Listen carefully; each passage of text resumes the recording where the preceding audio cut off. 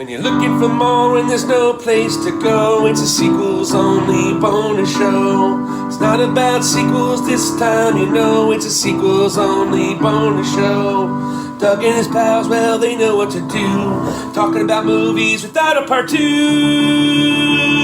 Looking for more and there's no place to go, it's a sequels only bonus show.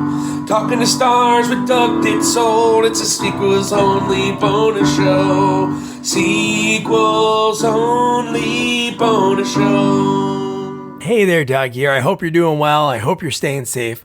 As you heard from that amazing theme song by my buddy TJ, it's a bonus interview, and this is such a great one. I was lucky enough to interview adult film star Alexis Fawx. Alexis was so cool. Of course, we did the usual, like I do with all my guests that I love. I love finding out how they got to where they are, because she's one of the best in the game. While we were talking, she was talking about a Performer of the Year award that she won, which is like a pretty big prize in her industry. So that was pretty cool. But I just loved our conversation that we had. We talked about really life itself and a lot about loving yourself, because that's key. You got to make sure you love yourself, because if you don't, who's gonna? You always got to be there for me. You always got to be there for me.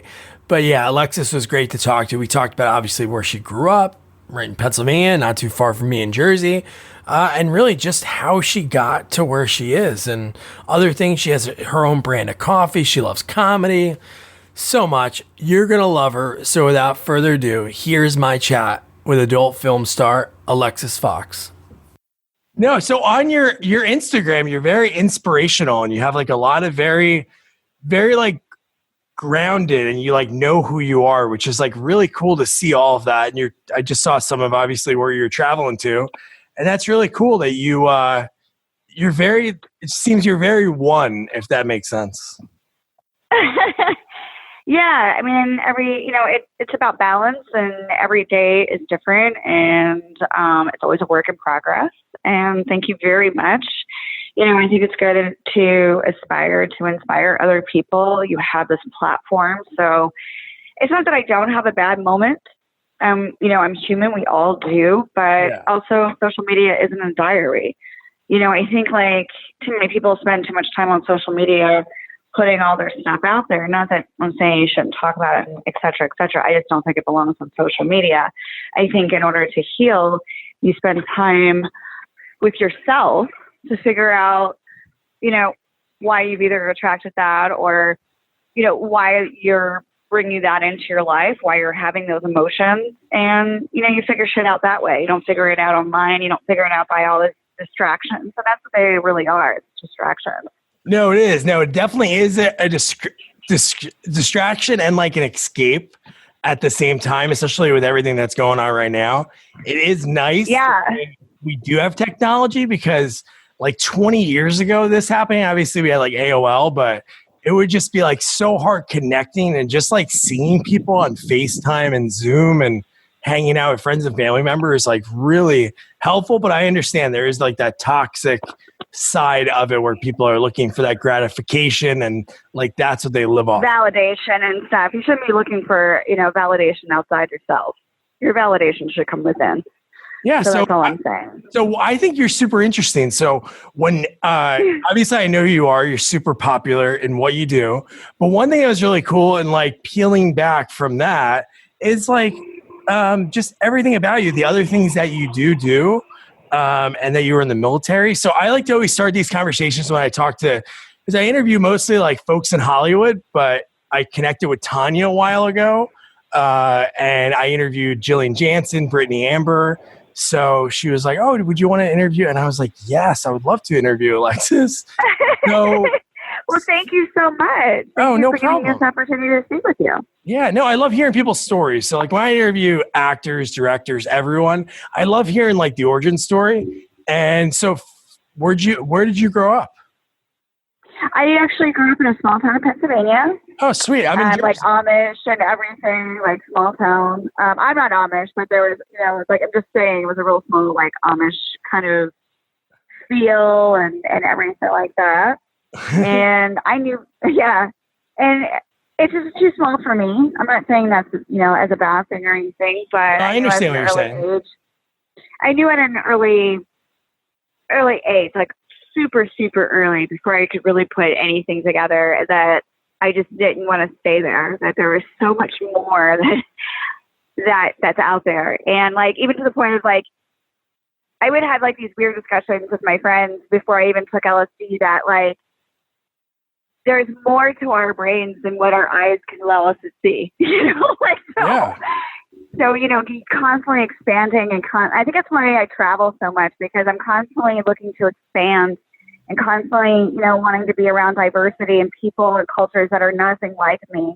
They don't like, I love putting myself in situations where I make new friends that we don't even speak first language together, but eventually we do. Does that make sense? Oh yeah, that's so true. So me and my wife, we have our daughter's about to be 19 months. So when we first met, we grew up in a small town in Jersey, and we always said like we never never like moved out of the state. So we turned like 25. We moved out to Oregon there for like a year, and then we came back to Jersey, and they were like, "Why the hell did we come back?" So we moved back to Oregon, and we were there for like 2 years. And what's really cool is exactly what you said, like new experiences. We always said, like, before we start a family, we want to make sure that we have so many different like cultures and people we interact with. So traveling is so key. And that's how you do that. Like even just traveling within the United States, like we've done cross country trips like 4 different times and traveled up and down the coast. It's so key. Like you said, like connecting with people, of different backgrounds. Yeah. Yeah. And I think, that allows, the more you understand yourself, the more you understand others. So putting yourself in situations that is not familiar to you, outside your comfort zone, learning about yourself will help you understand a lot. That's true. Going to a new city, we moved out to Portland with a bunch of money saved because we were good and no jobs. And we just like did it. And it was like such a big experience for us, like knowing that we could do that. So from there, from you knowing like, hey, this is again, like you said, it's not a bad thing if people want to live in a small town, but just for some people, it's like a plant. The plant needs like a bigger pot to grow. Yeah, I just have really big roots.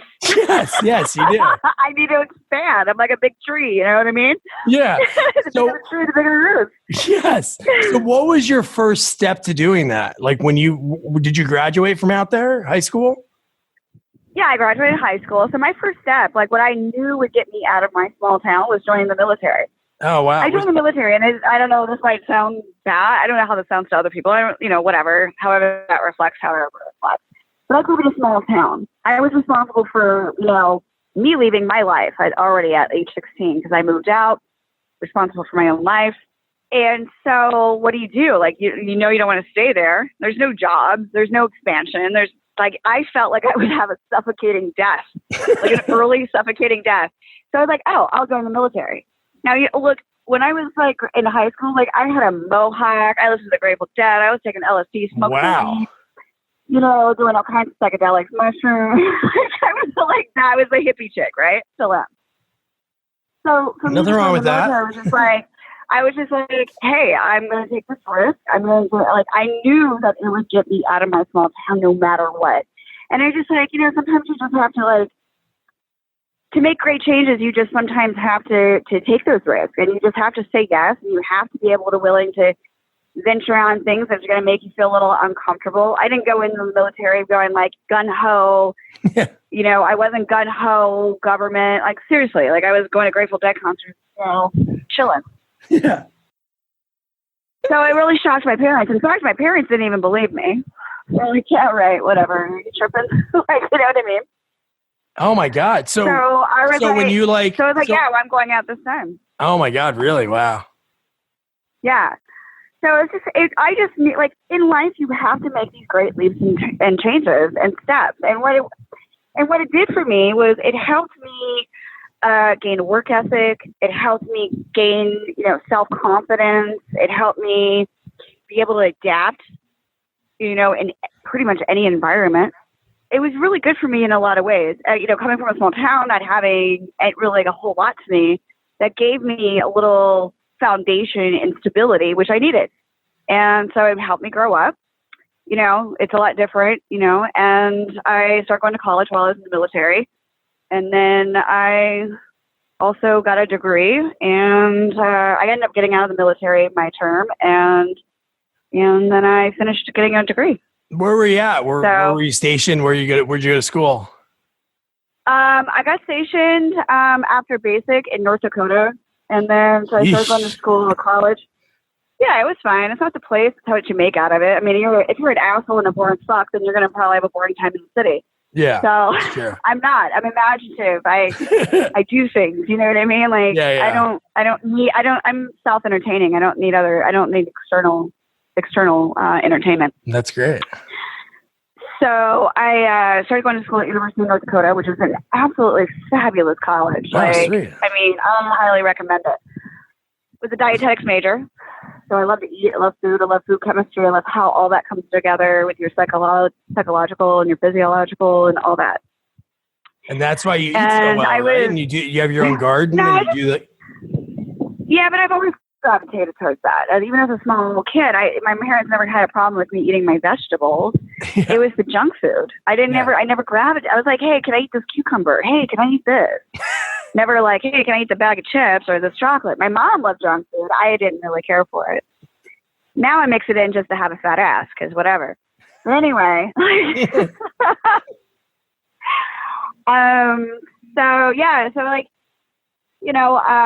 Get in the military, is getting to college and stuff like that. And, and that took me from North Dakota to eventually Baltimore, Maryland. Oh, nice. And in Baltimore, Maryland is where I finished out the military and also graduated college, which I got a degree in physiological psychology with a specialization in anatomy. Wow. Because I think how it's pretty fucking cool how the human body works. And our minds we don't know shit about our minds, really. It's pretty amazing. Like, I don't know. It's a whole nother conversation. It's wild because we only use, a percentage. It's like, it's insane that we only use. What's the percentage? I'm sure you know. Well, that's why I use psychedelics to open up these other doors. That's smart. Yeah, I just spent 5 days on the beach microdosing mushrooms. Like, that's just what I do. So that's awesome. Yeah, I mean, microdosing is great. I highly recommend. Like, it's great for headaches. It's great for depression. There's so many positive attributes to it. And what microdosing does is, and this is plant medicine. Like, I'm not fucking with chemicals. I'm not doing that shit. I'm talking just strictly plant medicine here.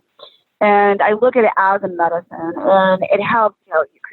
It helps with creativity. It unlocks these avenues and these doors and within you that you discover within yourself, and it just opens up so much. And if you're feeling something or you're depressed, it just helps with so much. Like, I even had a headache. I ended up getting a headache on the first night I started my microdosing. Headache was gone. Oh wow! So it can actually help with migraines, and you can look that up if you wish. No, I believe you. No, marijuana definitely helps. Yeah, I mean, there's been so many different things. Yeah. So anyway, I don't know why I. Oh no! So from Maryland, from Baltimore, what was like your next step? So I graduated college, and I flipped a coin between Phoenix, Arizona, and Miami, Florida. And I was on the phone with my mother, and I let her call it, and tails won, and that's what Miami was. And so I packed up my shit, and at that time I had 2 cats, a motorcycle, and a car. And I went down to Miami, Florida, and I spent 17 years down there. So it was like it was like growing up in another place.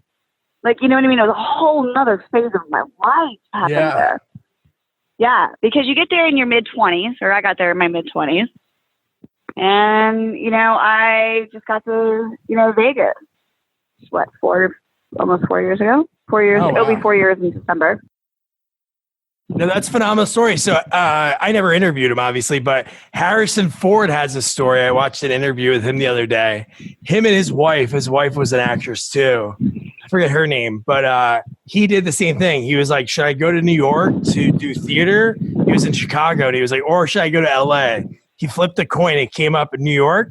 So he looked at his wife and he said, best 2 out of 3. And then he ended up in LA, and obviously the rest is history. But that's great that your coin put you where you're at. And then that's what led to, where you're at today. So how did that come about in 2010? What led up to that? So I was not really living my authentic self. And so I was unhappy. You're working for somebody, at that point, I'm a paralegal, using all my little science shit, degree. I'm unhappy, but it's never a 9 to 5. It's more like a 9 to fucking 11 p.m. because we're just ass attorneys. You're just brought down to the bone, so you never see daylight. It's a miserable fucking life, right? Yep. You have no control over your time. It's miserable. Now, some people like having that strict structure. Thank God for people like you, because then you run the shit, right? Yeah. I'm not that person. Hey, I work 7 days a week right now because I'm working for my own fucking dreams. And I know whatever I put in is what I'm going to get out of it. So It's mine. It's mine, bitch. I don't ever want to work for somebody else again like that. You know what I mean? No, it's true, because the motivation's not there, because you work hard and you create something that could be like the greatest idea for a company. You know what? You're still cashing in that same paycheck. But for yourself, I don't give a fuck. Yeah. So if you come up with something for yourself, so if you create some content that is something that's new and catches on, you're reaping those rewards. Well, the fact of the matter, be the master creator of your reality. Take control of your fucking life. Yeah. Stop bitching and take control of your life. I don't have time to listen to someone gripe. I'll listen to you, but you better come with some fucking solutions. You better be ready to change some shit. Don't come to me just to be a fucking bitch. I don't want to hear it. I don't have time for that, because you're never going to improve on yourself if that's all you're going to do. You know what I mean? Are you thinking outside the box? Maybe you're the problem. I've been the problem in my life. I've been toxic to myself. I just recently, I went on this trip. I did this ceremony, and my intention going into the ceremony is to be even more rigorously committed to my own self-awareness, to remove and to be able to extract my own toxic behaviors and situations and people on a much faster and easier base, without almost like breathing. No, you're not good for my energy. I'm moving. And you know what? I feel that vibrational shift because I'm committed to my fucking self, and I'm committed to my love. I'm committed to me. And when you're committed and knowing yourself and you're self-aware, you can be committed to other people. You can commit yourself to anything. You commit yourself to your dreams, your focus. Focus on your own shit, mind your own business. Just do it. Wow. You need to write like a little book or have something. That'd be awesome. Very inspirational. I'm very aware of the way you speak about it. It's like conviction. That's really cool. That's your affirmation. You have to affirm and manifest. You got to know you already have it. And then you work to having it. It doesn't like, you don't just make a poster board and be like, I have it. No, that doesn't work. You got to put some work in. You got to put some work in, honey. No, I know.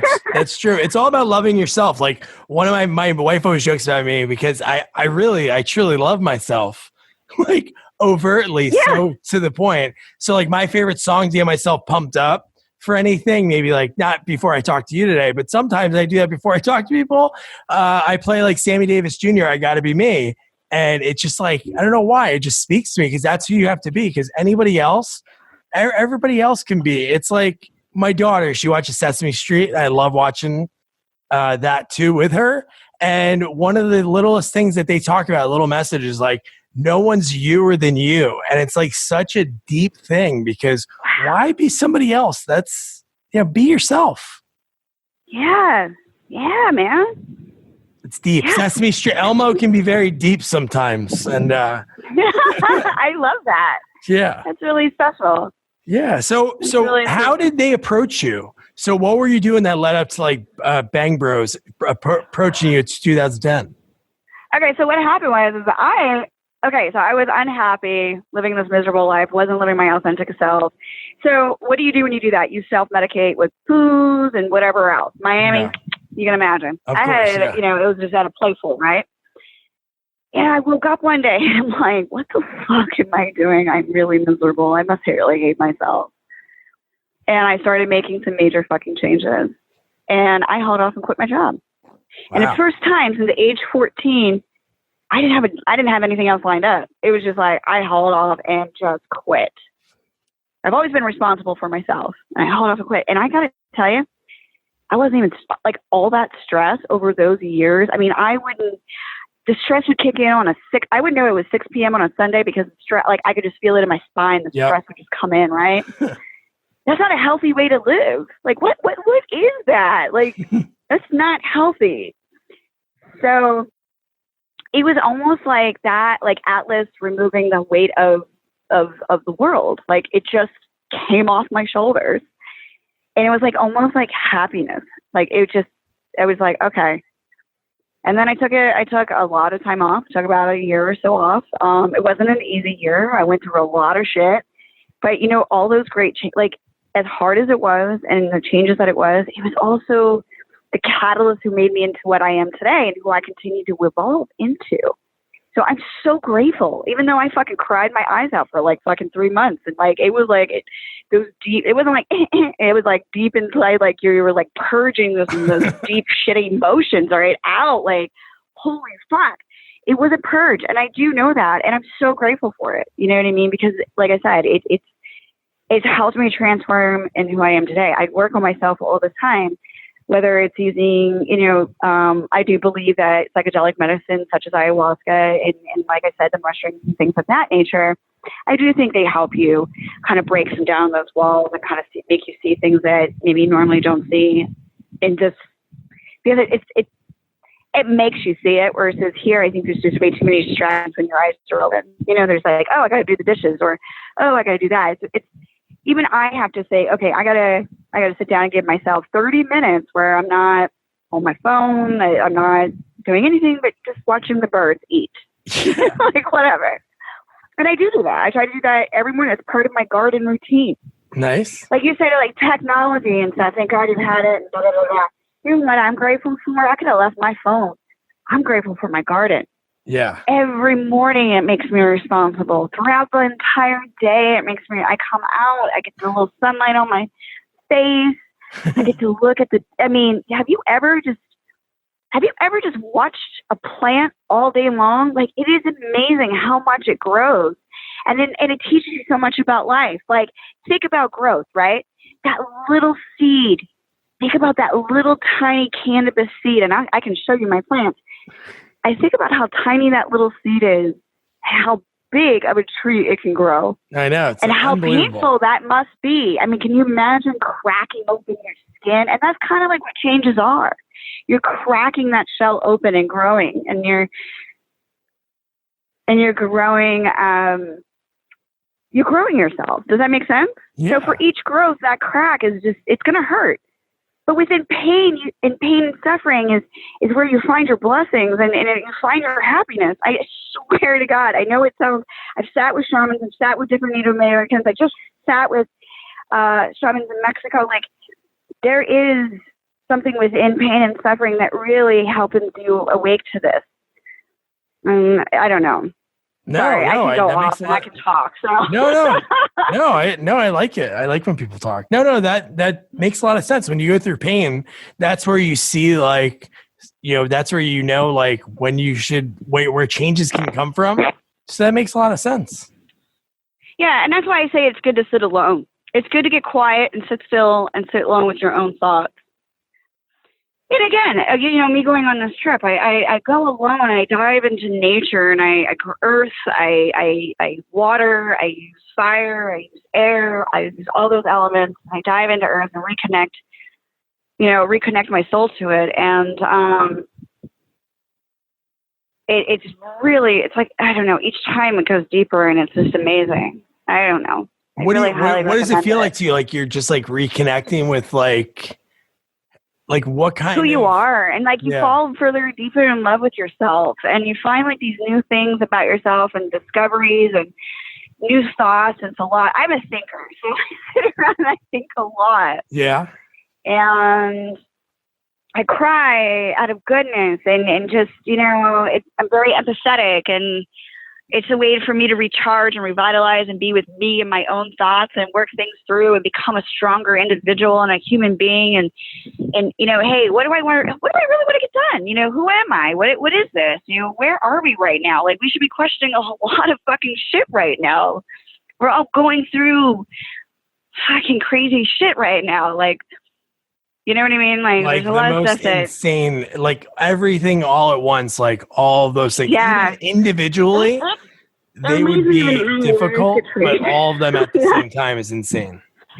Yeah, it's like having diarrhea, the shit, pissing yourself, and vomiting all at the same time, right? Yeah. That's a pretty bad day. That's not fun. So, No. so you were 2020 saying, is like pissing and shitting and vomiting at the same time. yeah. No, but it is a good analogy And I because right now quote, you don't know what to. It's so hard to I be don't know able what to to focus believe. on one thing.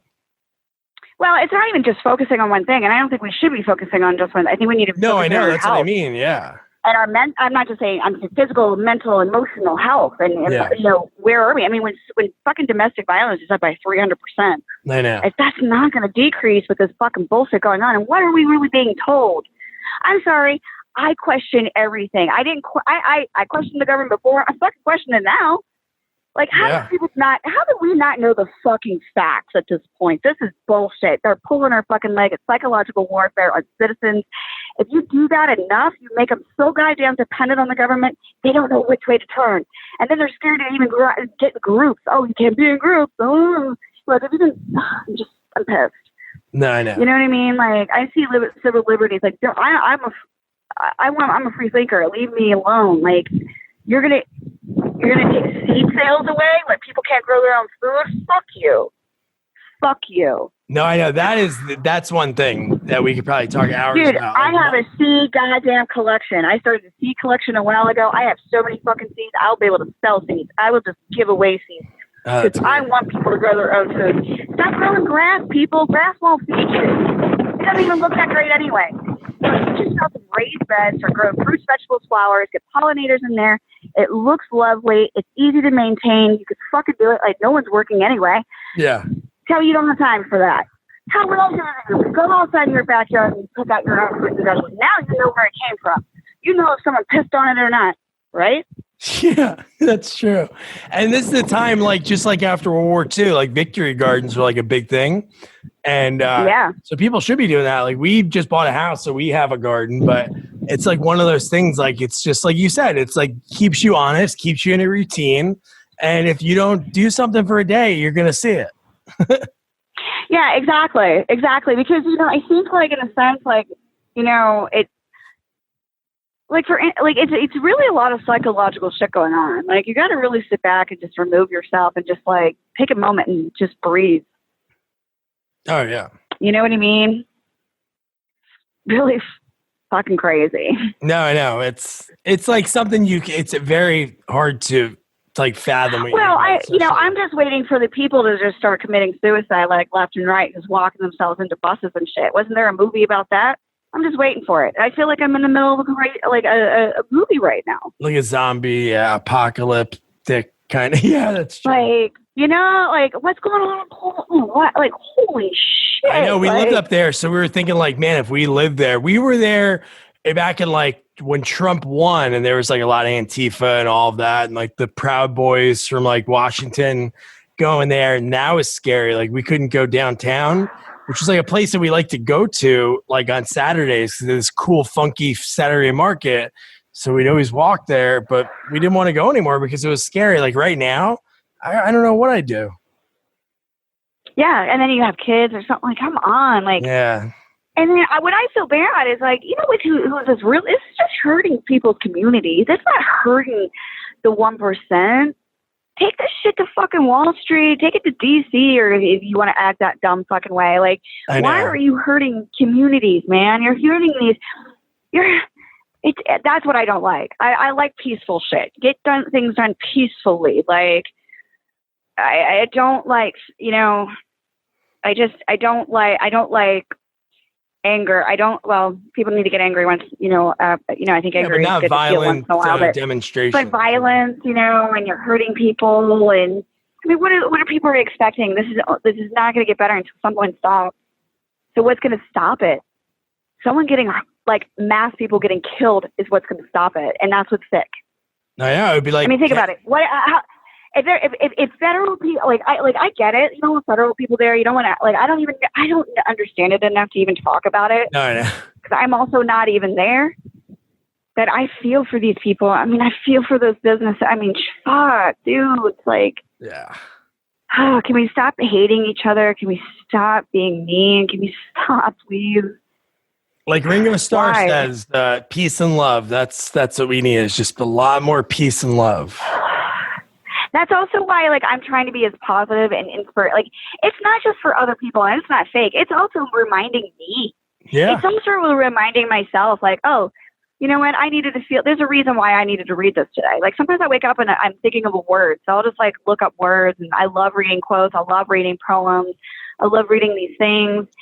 And I love looking at things, and I'm like, you know, how does this really make me feel? What does this picture make me feel? Where is this? Where, you know, I felt like today on the ocean, I just felt like it was so alive, just the picture itself and the movement and the vibration, and it's such a life force. And it is. Everything is energy. Everything is vibration. You know, it's the law of nature. And it's just, I don't know. I'm so much negativity out there, dude. No, I know. No, quotes are one thing I definitely agree with. Quotes, like I have like a vision board, because besides like interviewing people, I like write movie scripts. Like I have all these other things I want to do, so I don't have to work that 9 to 11 or 9 to 5 the rest of my life. Right. So one quote that I like live by, and I told my buddy that I'm writing a script with, and it's, one day the people that didn't believe in you will tell everyone how they met you. And to me, that's like so powerful, because it's so true. When you're on your journey, so many people are like, yeah, whatever. What are you doing? Like, why do you waste your time doing that? And then once you make it, and a lot of people I talk to have similar stories. Like when they told friends or family, like, hey, I want to do blank. And people are like, yeah, why? Why didn't you just get a job? And then, you know, they're able to do something that they love. And yeah, so, yeah, no, that's true. Having the quotes. A lot of people don't consider what I do a job. I don't know why not. No, but they don't. Yeah, well, you suck for a living. You know, you don't work hard. You don't, dude. Like I get up at 5:30 in the morning and I start my work. Yeah. And yeah, I take breaks throughout the day, but I'm answering people. Like I got a slew of DMs I got to get through tonight. Yeah. I'm gonna sit down. I talk to everybody. I take my time with each fan. It's me who's answering you. Please stop asking me, is it really you? Yes, it's really me. I'm really answering you. That's why it takes me 5 hours just to get through DMs. Like, well, that's and really I only nice that you answer do that. DMs on my private sites. I don't answer if people that don't know me, fans that don't know me, that I don't have business with. Okay, nothing like that. I only, you know, I'll talk to my colleagues. I'll talk to people I have business with that I personally know via DM on a public network. But I've got to know you. Yeah. So if anybody is talking to Alexis Fawx on a public site, you are not talking to me. Not talking to her. Tell you. It's a fake. And if anybody's asking you for fucking money or anything, you are not talking to me. I only talk to people on our fans. I only talk to my fans on my private subscription site. So let's talk about like how you got to there. So how did, I know we're talking about so many different things and it's such a cool conversation. So like, how did they approach you? So you took that year off. So I just answered a Craigslist ad to be an extra for Dancing Bear. And I went down there and they were like going through this laundry list of like, oh, if you kiss your friend, you make this amount. If you show your tits, you make this amount. We're only going to blowjob today. So if anybody, you know, wants to be quote unquote the bride, you know, the whole setup. Yeah. And do a blowjob, you make this much. Now, hey, I haven't worked in a year. I don't plan to work for anybody. And they told me how much I was going to get paid for a blowjob. My hand went up so fast. I didn't think about it. Like, and that's another thing here I want to bring. Like, a lot of the decisions that I've come throughout my life and decided to go into, I don't sit around and bullshit about it. I'm like, you know what? Let's just go for it and do it. Yeah. And you know, you learn along the way. I mean, if too many people take too much time and all of a sudden like 5 years go down the road and it's like, well, you still haven't started. Now it's going to be much different. So just say yes to the opportunity. And like, if you fail out, that's part of the learning process. You know, it's part of it. You know, if it works out slow, let it be slow. Like find your figure a way out. Just know whatever you put into it is what you're going to get out of it. So I said, yeah, I've been told I'm pretty good at it. Yeah, fuck yeah, I'll get paid that. So I got to blow the bear, which is the main bride. Woohoo. And I did a damn good job. And the next thing I knew, I was booked the very next day for Bill Soup. and I needed to come up with a name, and I called my friend that was in marketing at that particular time, and Alexis Fawx came around. So there we go. That's awesome. No, that's cool. So from there, did you sign so MILF Suit was Bang Bros. Did you sign when you sign with them, is it for X amount of shoots or X amount of time or? Yeah, well, eventually, I shot for a couple companies, and then I got contracted with Bang Bros because I did the Bang Bus, and I drove the bus with Justin Parker quite a few times, and stuff like that, and then also the regular scenes. And yeah, it's so many scenes per month and whatever, they needed you for and everything. And that's usually how it is. They try to give you, a minimum amount of scenes for an X amount of rate and everything like that. So from there, what point was it, what year? Is there a point in time that you were like, wow, this is something that I can definitely do to make a living and do for the rest of, as long as you can do it? Was there a point that you felt that wow, I can do this? Yeah, my very first, Dancing Bear. I was like, really? Yeah, right from there, you're like, this is me. Yeah, let's do awesome. it. Well, I'm a free spirit. Yeah, of course. I was always, a porn watcher before. I also have this, this outlook on, I'm much deeper than just my skin and what you see, and I have a lot more depth than just what you see and just simple sex on camera. You know what I mean? It's work. It's just it's like showing up to another office and you do your job, you get to know the people, and I think sometimes the better you know your colleague that you're working with, the better you can create the connection and whatever the scene's calling for. You know what I mean? Yeah, it's like acting. It is acting. So if you show up to the set and you're like, oh, I'm supposed to work with... A very physical actor. Yeah, if you're working with say one of the names that I know, and I don't know if you ever worked with him, but Tommy Gunn, and you show up and it's some guy you didn't know that wasn't going to be there, there has to be some chemistry knowing what you're going into when it comes to the well, you just thought, that if it's a new person, you can develop that chemistry by just... Oh, of course. Yeah, that's true. You talk to them, you find out, because I would, being, in the MILFy categories, quite a few times, you get put with a newer person that you may have not worked with before. And so they may also be nervous and whatever. So, after working on the bait bus, literally, and talking to those guys and learning to, emotionally and psychologically connect with them in a way where they can feel comfortable, they can get hard, they can stay hard. Because, that's really what you want your male, first of all, working with males. Females is a little bit different. They don't have to keep a hard dick. But with guys, if they're nervous and they're not sure and they're new or newer, that can be an issue. Maybe they aren't used to having sex on camera a lot. And it helps to be, I think it really, really helps if the male talent, and female talent has, for lack of a better word, that perversion within them where just anything and everything turns them on in a sense. You know what I mean? We don't show up to set saying, well, I only shoot with this type of person. You know what I mean? I shoot with everybody. You know what I mean? Fuck yeah. And honestly, it's another thing great about this business. It's you really, really can appreciate and realize how beautiful everybody and every type of body there is. It just really opens you up. And knowing that, it also makes you a lot more confident in your own body and your own skin. No, of course. So did you ever take acting classes before? No, No, because obviously there's acting that goes on, especially with, when I was younger and I would find my dad's VHS tapes, it wasn't really there was no acting or really lines in it per se. But now it's more of it is an acting scene that leads up to everything.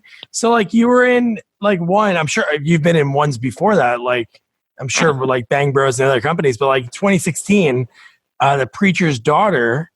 So that was more of that was my first real kind of acting gig. Yeah. So how'd you prepare for something like that? Practicing everybody's lines, including your own. And that, for me, what that helps with it's that it turns into more, and I think who told me that too, is that I think it might have been Xander.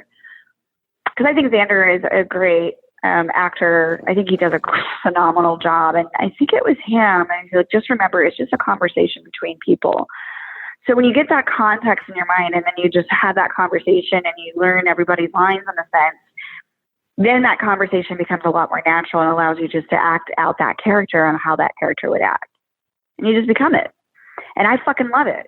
I didn't know I had that in me. And to be able to be like, I've never won Best Actress or Best Supporting Actress, but I've been nominated.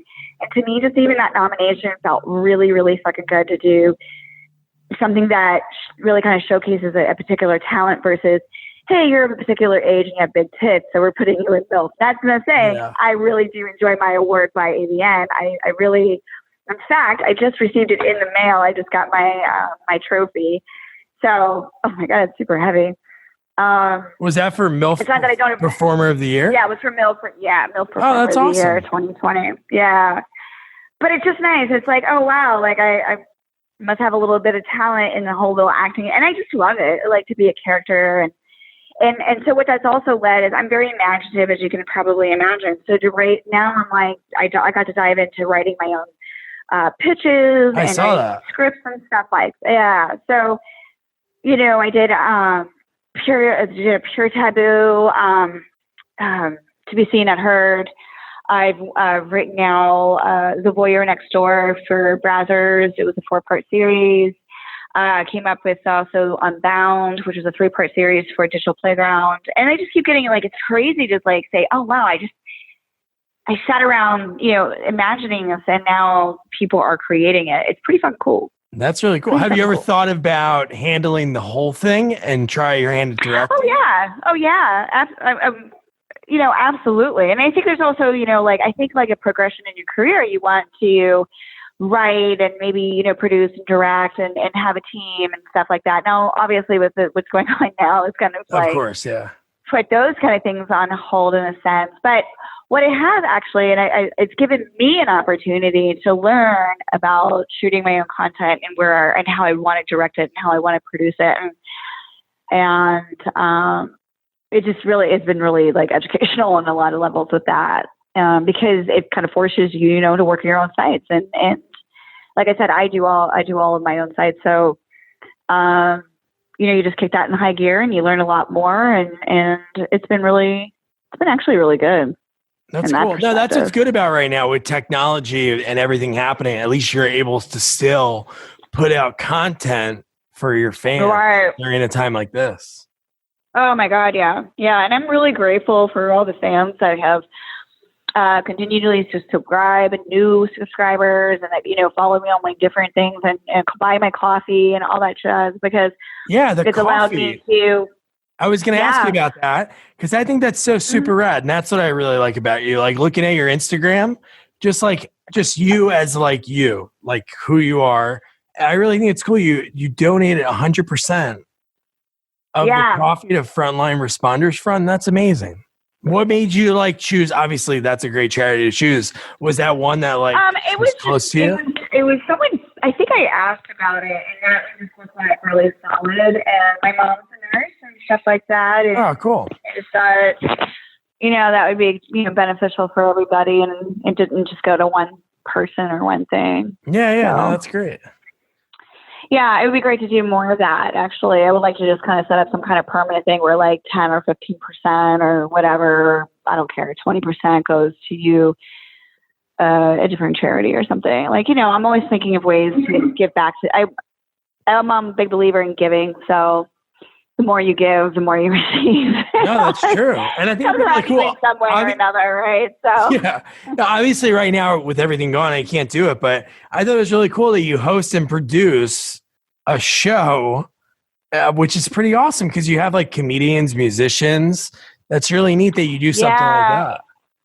Yeah, it's a really great show. It's called Highest Fawx. It's also cannabis friendly. I would love to open it up here in Vegas, but Vegas hasn't opened up any good smoking lounges. Oh. So that's been a bitch. But so we were doing it in LA, and it's great. People come. I sesh with everybody, you know. So it gives an even opportunity for fans to meet me on like this completely, like, I don't wear makeup. Like, I am myself. Like, the only time you're going to catch me with makeup is I'm on set or I have a fucking photo shoot. I don't wear makeup otherwise. I'm like, get it off of me.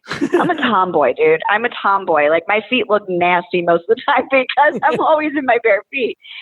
So anyway, so it gives fans to me, there's a whole other perspective. If they want to, and I've had fans come to the show. I've smoked with people.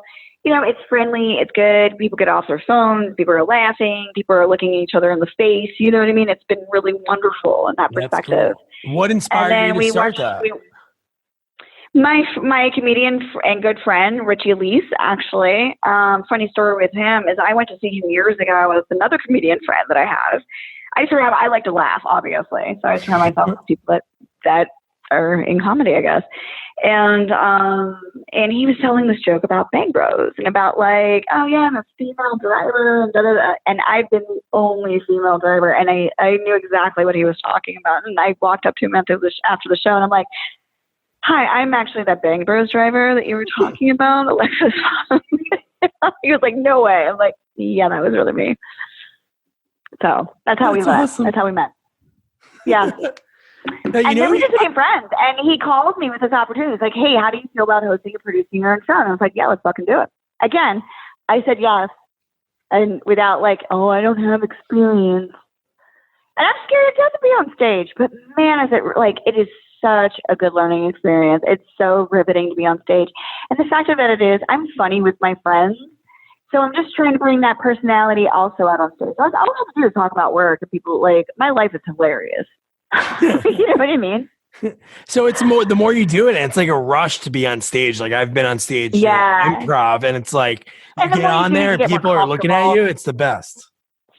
Yeah, and the more you do it, you get more comfortable and stuff like that. And it's a fabulous experience. You know what show you'd be perfect on? And I don't know if you might have been on it, but the comedian Doug Benson, his show Getting Doug with High. I've met Doug a few times. Okay. We should actually do that show together or whatever. And we've never gotten high together, which is kind of funny. But we run into each other once in a while. Yeah, it's funny. Just like a different thing. Because he's had on a couple other people, like colleagues of yours. Right.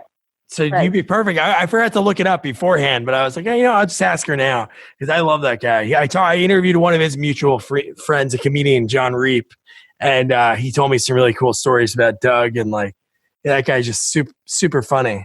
So if you weren't doing, obviously did you ever think about, I know you were doing paralegal in Miami, but did you ever get into working what you got your degree in? Well, I know you do it personally. Yeah, I think that ends up being more like, I mean, when you really think about how the mind and body is connected, because I also ended up getting my massage license in Florida as well and had a business no way. That. Yeah, so pretty much like, I don't know, when I sat back and I think about things, it's like, oh, was that like for preparing me for really understanding the physiology, like the mechanics of the body and the mind a little bit, like have the scientific background? Is that why I ended up going that route? Because it's not like I ever really used the degree towards anything, because you've got to go further and further and further in order to really kind of use that degree, if that makes sense. You know what I mean? Like, it's funny how the universe works, like what, the paths that we take and the different things that we do. And so, because I was like, at first I was like, man, I should have never did that. I mean, I hate the fucking student loans or whatever, but like, I think in a sense, it's just given me maybe a little deeper understanding the more scientific type of data than just reading it in some random, internet articles or books or publications or of sorts. Like to actually have the years put in for that, it was pretty cool. So you benefited from it. That's all that matters. Like when you get a degree, some people that go to school for the degree never use it. Even it's for something that is not something personal, but at least you're able to take it and like, look where you're at today. It's so cool. Whenever I talk to anyone, like their journey, that's why I love talking about like, the beginning, the middle, and the end, because without the beginning and the middle, you wouldn't be, obviously where you are today. So it's really cool how some of your, like the coin flip. So if you ever wrote a book, it'd be called like the coin flip, because if you were in Phoenix, not saying you would end up being like, obviously, you just won a huge award not saying that wouldn't have happened, but you never know. That's what life is. It's these different choices that you make, like Back to the Future, and that you create different timelines by making a decision. Mm-hmm. That was the movie we just covered, Back to the Future 3. We review movie sequels, and I interview people that worked on them. So, like, that's like the main premise. And we just did Back to the Future 3, and I interviewed the guy that took over for Crispin Glover as George McFly. But so, yeah. So that's like in my mind now, like that film. And it's so true. You make so many little decisions in your life, and you don't know, like, where would I be where I am right now talking to you if I did XYZ. So I think it's pretty fascinating. I love talking to somebody that is just so, like I said before, like the first thing I said to you, like you're very one with yourself and you like know who you are. And it's really cool talking to somebody that has that frame of mind, because you could really, the conversation could go anywhere, which I really enjoyed. Right. Oh, well, thank you. Well, you rock. Well, I'm so happy that I was able to talk to you and we connected. And yeah, I'm glad that I was able to learn about you. Like, because a lot of times people don't know about everyone that I talk to. Not a lot of people, read their biography. So it's really cool to be able to touch on so many different things. And you were my neighbor. Next state over, probably like 3 or 4 hours where I grew up. But it's pretty rad that I was able to connect with you, Alexis. Thank you. Well, thank you for having me. Thank you. And when I put this out there, I'll reach out to Tanya, and all in the notes of the episode, I'll make sure to put all the links that she sends me so people can, sure, more people know you than they know me, like probably time multiply by 1,000,000. But it's always good to be able to help people out for taking the time. So thank you so much. Oh, thank you. Thank you so much. Have a really great night. I appreciate it. You too. Bye. Okay. Bye. Man, wasn't Alexis awesome? She was a lot of fun, great energy. I just loved talking to her. And we had a great conversation. It was one that, it was the first time I had a conversation like that. Usually we're going through people's credits, which I love. But this is the first time that we were just going back and forth, just talking about life and being one with yourself. She's super inspirational. So I'm going to put all of her links into the episode notes so you could follow her. Again, thank you, Alexis. Don't forget to review, rate, share our podcast. Follow us on all social media at Sequels Only. And don't forget to check out our website, sequelsonly.com. Good night.